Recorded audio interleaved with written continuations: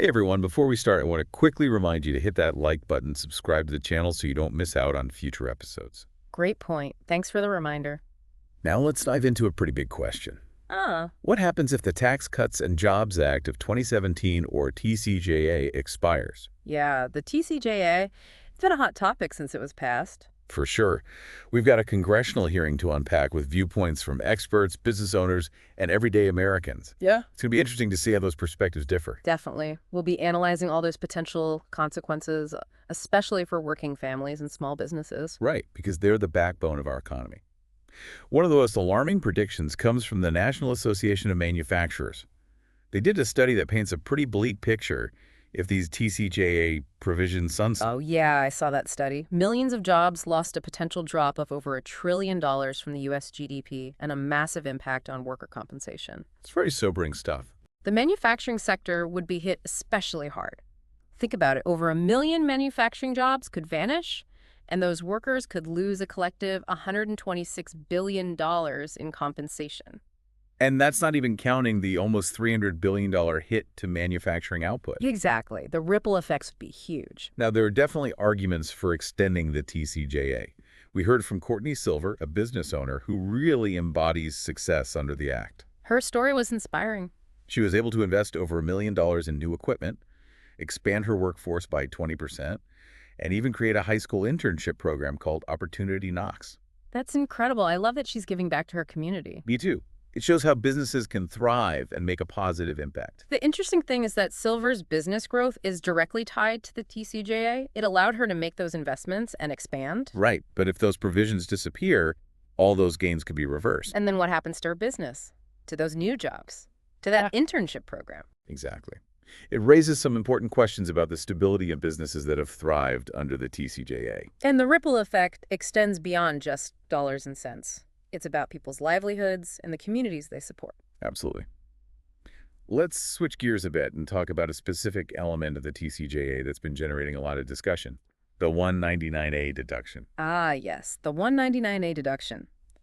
This provision gives significant tax breaks to pass-through businesses like sole proprietorships, partnerships, LLCs, and S corporations. So basically, it helps level the playing field so they can compete more effectively with larger corporations. Exactly, and that's a big deal because almost every business in the U.S. falls into that pass-through category. Proponents of the 199A deduction say it's been a game changer, especially when it comes to hiring wages and those essential equipment upgrades that can make or break a small business. They argue that it allows small businesses to invest more, grow more, and create more jobs. But there's another side to this Oh, story. absolutely. Some experts worry that the 999A deductions benefits aren't actually reaching the small businesses that need them most.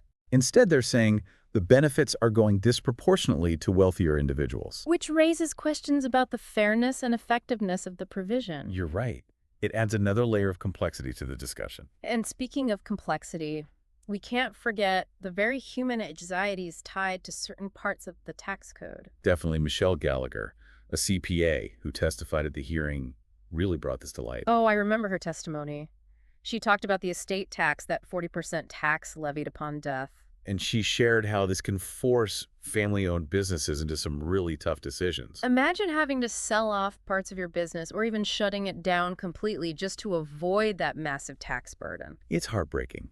It's a reminder that behind all the numbers are real people whose lives and livelihoods are directly impacted by these policies. Gallagher's insights were fascinating. She's seen firsthand how the estate tax can push business owners to sell to private equity firms. Just to avoid that hefty tax bill. And what happens then?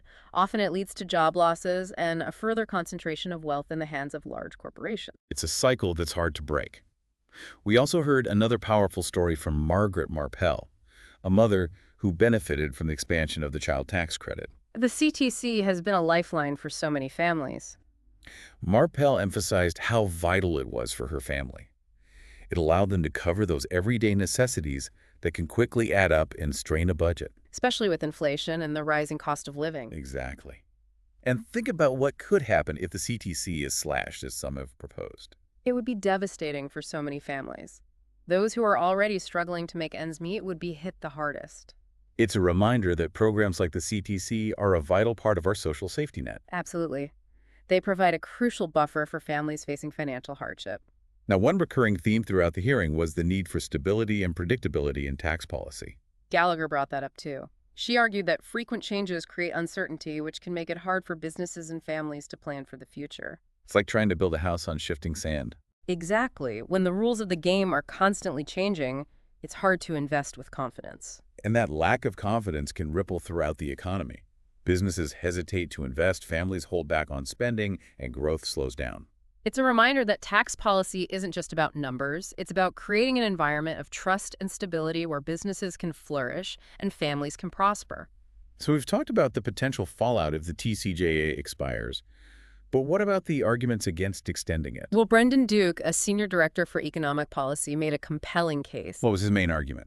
He argued that the 2017 tax law mainly benefited corporations and wealthier business owners, while the tax cuts for families were temporary and much less substantial. He also said that those temporary cuts mainly benefited the top 1%. Which he believes exacerbates income inequality. He pointed out that the average tax cut for the top 1% was significantly larger than the average tax cut for the middle 20% of earners. So he's arguing that the TCJA actually made income inequality worse. Exactly. And he challenged the claim that the TCJA spurred economic growth.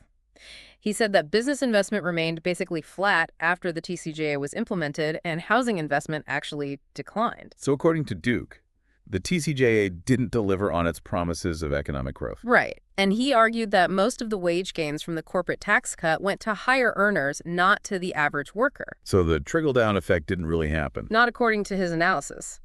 Now, if we do decide to extend the TCJA, the big question becomes, how do we pay for it? That's where things get even more complicated. The options being considered include raising taxes on imported goods or making significant spending cuts. Both of those options come with their own set of challenges. Duke raised concerns about using taxes on imported goods to offset the cost. He argued that it would disproportionately impact low and middle income families. Essentially acting as a regressive national sales tax. Exactly. And then there's the issue of spending cuts. Elon Musk has suggested a whopping $2 trillion in cuts. $2 trillion. That's a massive number. Those kinds of cuts would likely require significant reductions to healthcare and social safety net programs. Which could have a devastating impact on vulnerable populations. Absolutely. It's a moral dilemma as much as an economic one. Another controversial proposal is to cut IRS funding. Some Republicans have been pushing for this as a way to offset the cost of extending the TCJA. But is that really a viable solution? Duke argued against it. He said that cutting IRS funding would likely lead to higher deficits in the long run. That seems counterintuitive. It is. But he pointed out that increased IRS enforcement, particularly of wealthy taxpayers and corporations, actually generates more revenue for the government. So cutting IRS funding could actually end up costing us more money. Exactly. It's a complex issue that requires careful consideration. So if not cutting IRS funding, then what? Duke proposed an alternative. Let the TCJA tax cuts for the wealthiest 2% expire. And what would that accomplish? He estimates that it could save a whopping $2.4 trillion. That's a significant amount of money. He suggests using that money to fund programs that benefit working families, like extending enhanced premium tax credits and strengthening their earned income and child tax credits. So basically, he's suggesting a redistribution of the tax burden.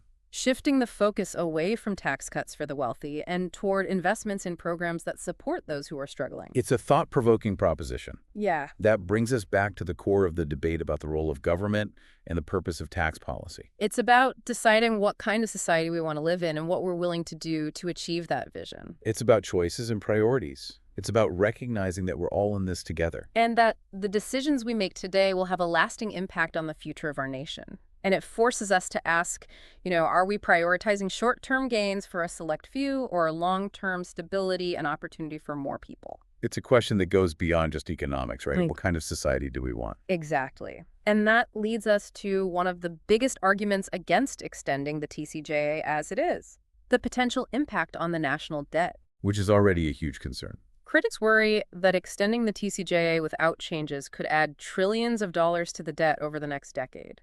The Congressional Budget Office even put out some pretty startling estimates. I think I saw those. What do they say? They suggest a potential increase in the national debt that could have serious consequences for the U.S. economy long term.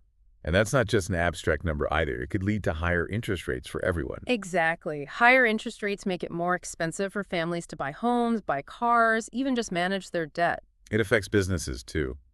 They might find it tougher to get loans to expand. which could slow down economic growth and limit new jobs. It's a domino effect. And then there's the possibility of having to cut government programs to offset that increased debt. That's a touchy subject, right? Imagine cuts to healthcare, education, social safety nets, It would disproportionately impact those who are already struggling. creating a wider gap between the haves and the have-nots.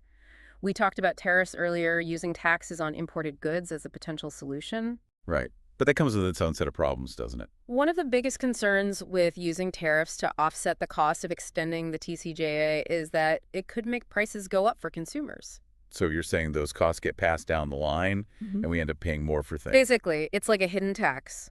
And it often hits low-income households hardest because they spend more of their income on essential goods. We also have to think about the possibility of other countries retaliating with their own tariffs. Which could disrupt global trade and hurt the U.S. economy. It's a delicate balancing act. So it seems like finding a solution requires a lot of careful consideration. Tax policy always does. It's about making choices that work for all Americans, not just a select few. We need a system that's fair, equitable, and supports a healthy economy. We've gone over the arguments for and against extending the TCJA and some ideas for how to pay for it. But are there any alternatives to extending it in its current form? That's a great question. And that's where things get really interesting. Some experts like Brendan Duke have suggested a different approach, letting the TCJA tax cuts expire for the wealthiest Americans, but keeping or even expanding the tax benefits that help working families. So a more targeted approach instead of a blanket extension. Exactly. Duke says that letting the tax cuts expire for the top 2% could save trillions of dollars over the next 10 years. And what does he propose to do with that money? He suggests using it to strengthen programs like the Earned Income Tax Credit and the Child Tax Credit. We heard from Margaret Marple about how important the child tax credit was for her family.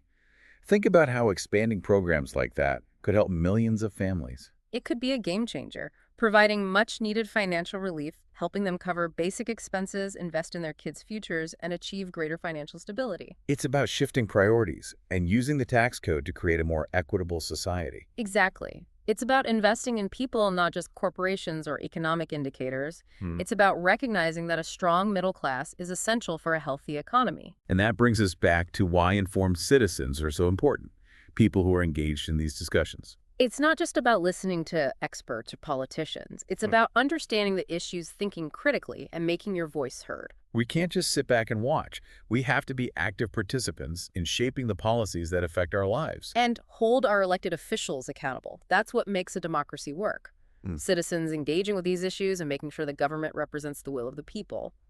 Now, we've been focusing on the big picture of the TCJA, but we should also look at how it's played out in specific industries. Earlier, we heard from Courtney Silver, who owns a manufacturing business.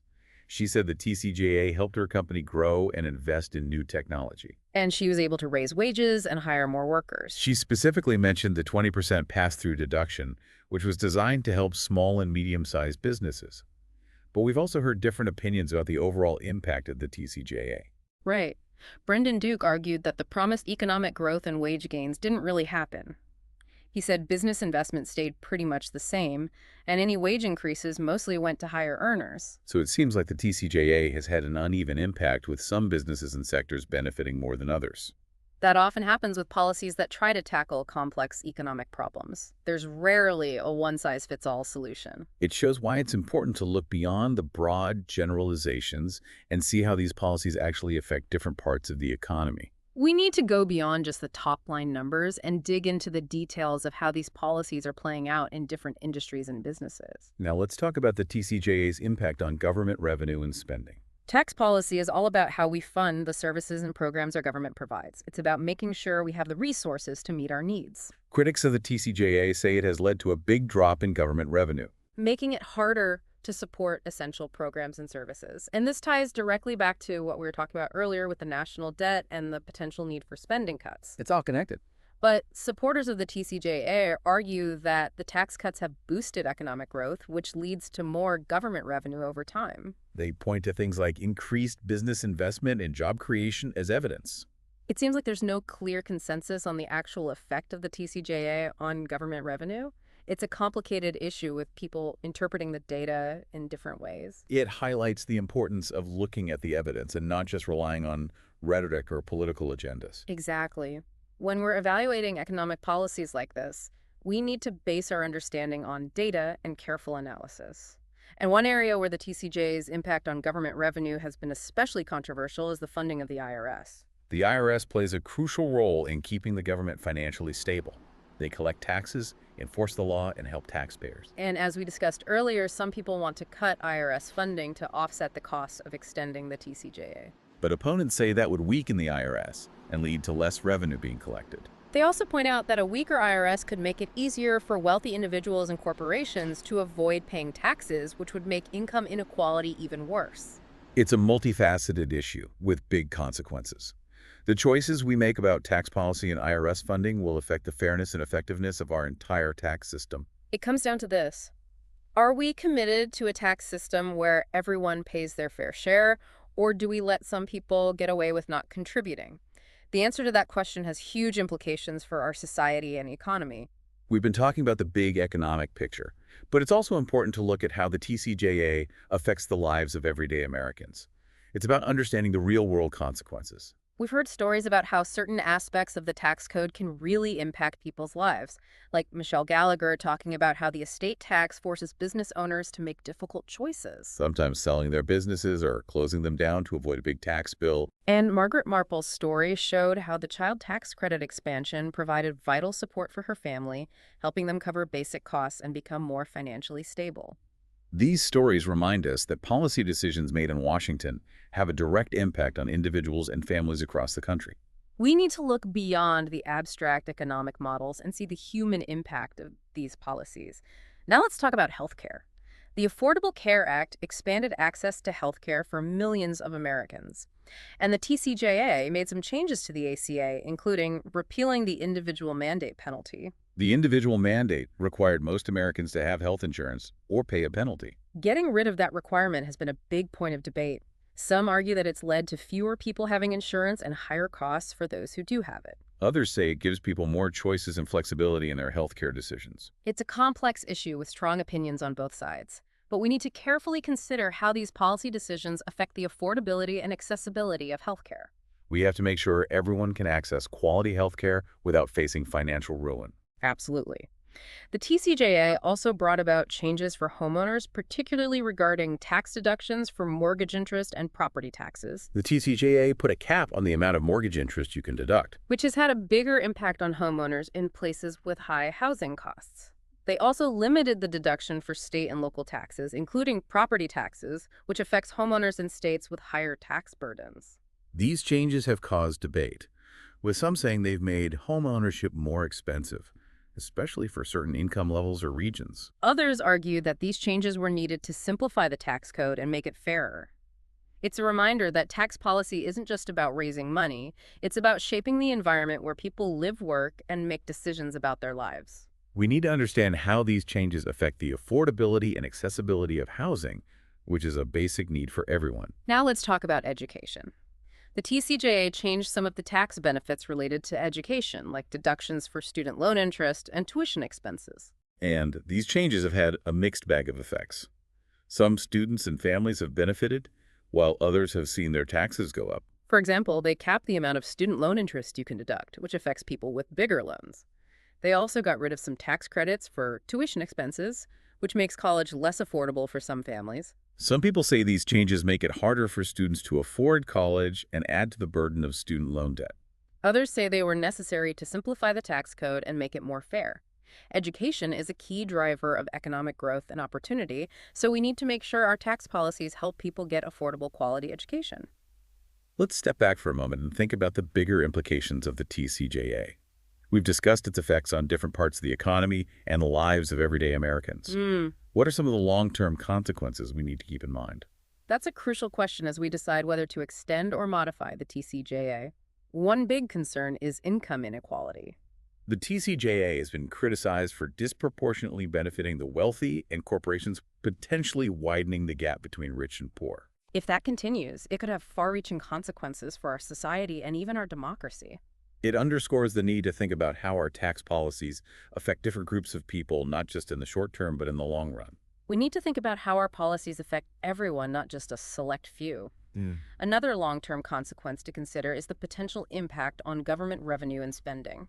As we discussed earlier, the TCJA has reduced government revenue, which could make it harder to fund important programs and services in the future. That could lead to tough choices about budget priorities and potential cuts to programs that support education, healthcare, and the social safety net. It's a complex challenge that demands careful thought and a commitment to fiscal responsibility.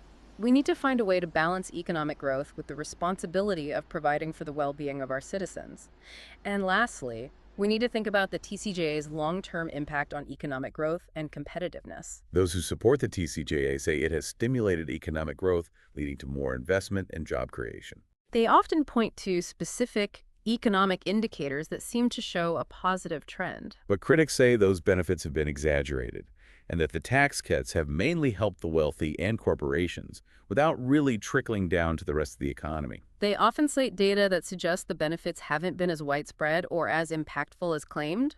It's a debate that will likely continue for a long time. It seems like we need to look at the issue from both sides and acknowledge the valid points on each side. We need to keep track of the datas, analyze the trends, and be ready to adjust our tax policies to ensure we're encouraging sustainable and equitable economic growth. It's not about blindly following a certain ideology or political party.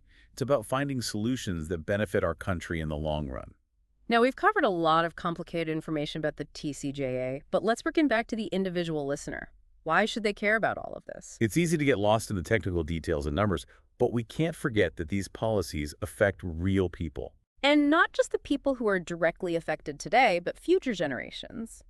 We're making decisions now that will shape the world they inherit. It's a lot of responsibility to think about. What kind of world are we leaving for them? That's a question we should all be asking ourselves. We've talked about the economic and social impacts, but there's a moral aspect to these tax policy discussions too. What do you mean by that? Our tax policies say a lot about our values as a society. Do they show fairness, compassion, and a sense of shared responsibility? Or do they make inequality worse, letting the wealthy and powerful benefit at the expense of others? That's a powerful point. It makes us think about more than just the economic outcomes and consider what's right and wrong. If we want a society where everyone has the chance to succeed, where everyone shares in prosperity, and where we look after each other, then our tax policies need to reflect those values. As we wrap up this discussion on the TCJA, I want to leave our listeners with a question. What kind of world do you want to live in? What kind of future do we want to create for ourselves and for the generations that come after us? Those are the questions that truly matter. And those are the questions that should guide our conversations and our actions as we navigate this complex and ever-changing world. Thanks for joining us today. We hope we've given you something to think about and inspired you to keep learning about these important issues. Remember, knowledge is power. Stay informed, stay engaged, and keep the conversation going because your voice matters. Together, we can create a more just equitable and prosperous world for everyone. It's easy to get lost in all the details and the numbers you know, but we can't forget that these policies affect real people. Yeah, and not just the people directly affected right now, but future generations too. We're making choices today that will shape the world they inherit. It's a big responsibility to think about. What kind of world are we leaving for them? That's a question we should all be asking ourselves, I think. We've talked about the economic and social impacts, but there's also a moral side to these tax policy discussions. What do you mean by that? Well, our tax policies reveal a lot about our values as a society. Do they reflect fairness, compassion, a sense of shared responsibility? Or do they reinforce inequality? Letting the wealthy and powerful benefit at the expense of others. That's a really thought-provoking point. It challenges us to look beyond just the dollars and cents and consider the ethical implications, too. Exactly. If we want a society where everyone has a chance to succeed, where prosperity is shared, and where we take care of each other, then our tax policies need to reflect those values. I think that's a great place to wrap up our exploration of the TCJA. Yeah. It's been a complex and fascinating discussion. It really has. We've covered a lot of ground. But ultimately, it comes down to this. What kind of world do we want to live in? What kind of future do we want to build? Those are the questions that really matter in the end. And they're the questions that should guide our conversations and our actions as we move forward. Absolutely. Thanks for joining us on this journey. We hope we've given you something to think about and maybe even inspired you to get more involved in these important conversations. Remember, knowledge is power. Stay informed, stay engaged, and make your voice heard. Because together we can create a better future for everyone.